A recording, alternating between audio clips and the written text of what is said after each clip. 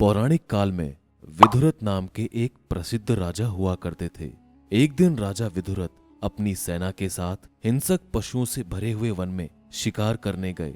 उस वन में पहुंचकर राजा विदुरथ ने न जाने कितने ही हिंसक पशुओं का अपने बाणों से शिकार किया, परंतु उनमें से एक पशु राजा के बाण से घायल होने के बाद भी धरती पर नहीं गिरा और जंगल के अंदर की ओर भाग गया। यह देख राजा विदुरथ ने भी उसके पीछे अपना घोड़ा दौड़ा दिया। इस तरह उस घायल पशु के पीछे भागते हुए वो अपना रास्ता भटक गए और वन के बीच पहुंच गए।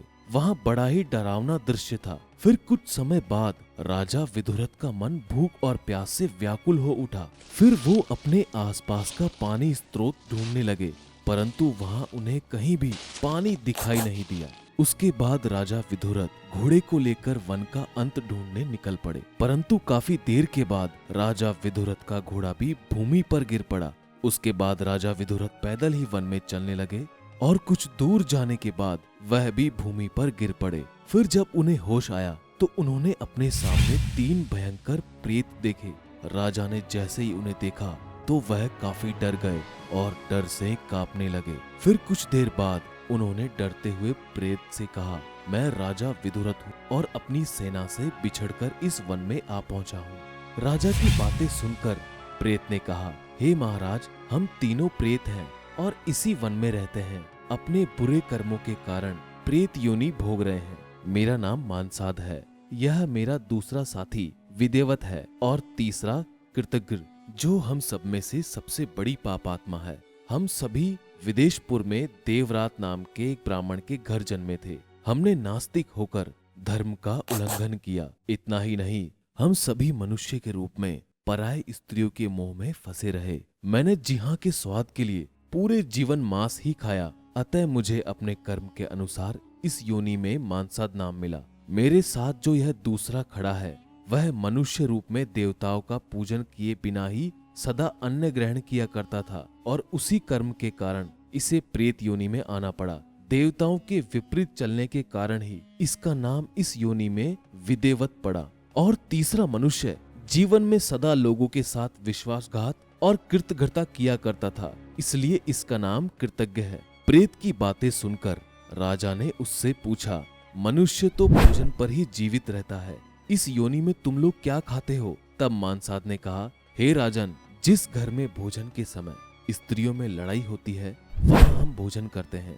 जहां पहले देवताओं या गौ माता को भोग लगाए बिना भोजन ग्रहण किया जाता है वहां प्रेतात्मा भोजन करती है।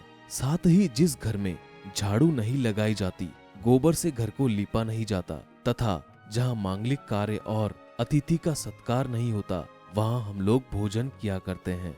इसके अलावा जिस घर में टूटे फूटे बर्तन का त्याग नहीं किया जाता और उसी में भोजन बनाया जाता है वहां भी प्रेत भोजन किया करते हैं। इतना ही नहीं, जो श्राद्ध दक्षिणा से रहित शास्त्र में वर्णित विधि से नहीं होता है तथा जिस श्राद्ध पर रजस्वला स्त्री की नजर पड़ जाती है वहां भी हम लोग भोजन किया करते हैं। जिस भोजन को अन्न, केश, मूत्र, हड्डी और कफ आदि से जनित मनुष्यों ने छू लिया है उस पर भी हमारा अधिकार हो जाता है।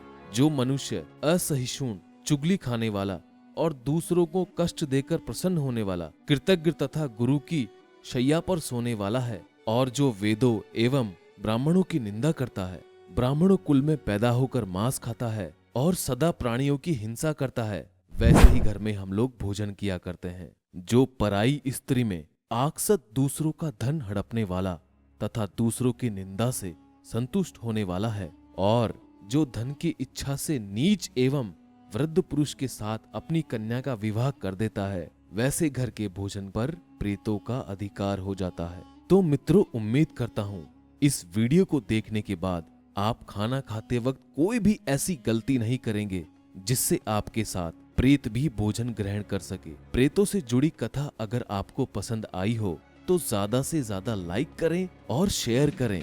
हमारे चैनल को भी सब्सक्राइब करें। धन्यवाद।